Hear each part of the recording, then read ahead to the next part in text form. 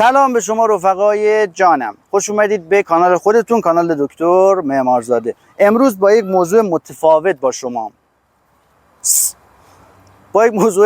با شما مدیتیشن با گیاهان دارویی در طبیعت.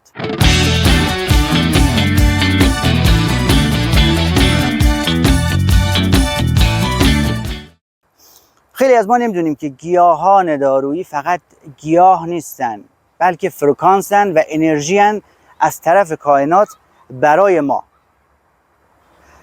حالا باید چه کار بکنیم؟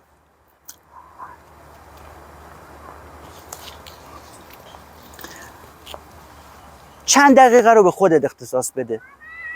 این سه تا گیاهی که میگم رو مخلوط کن و بعد به صورت دم کرده استفادهشون بکن. اینطوری که میگم.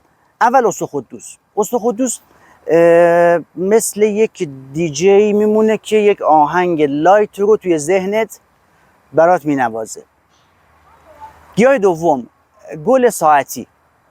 گل ساعتی ضربان ذهنت رو تنظیم میکنه. و گیاه سوم بابونه که خود آرامشه. و اصلا زمانی که بابونه رو استفاده میکنی فکر کن یک جلسه روانتراپی رایگان در ذهنت شکل گرفته، منتها با گیاه دارویی بدون ویزیت.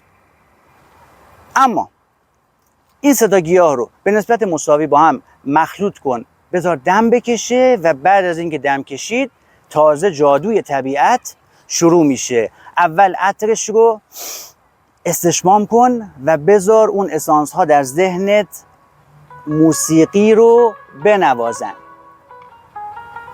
و بعد چند دقیقه با خودت خلوت کن و اگر کسی پرسید کجایی بگو توی فرکانس آرامشم.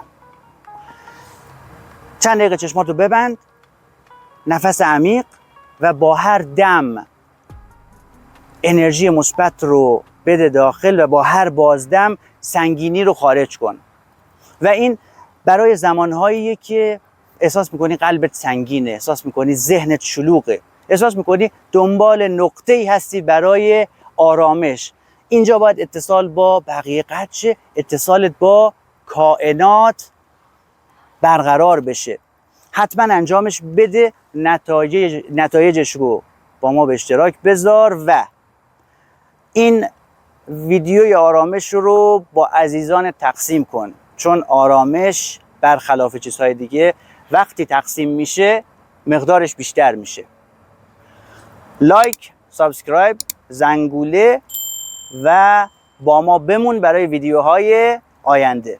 یا حق.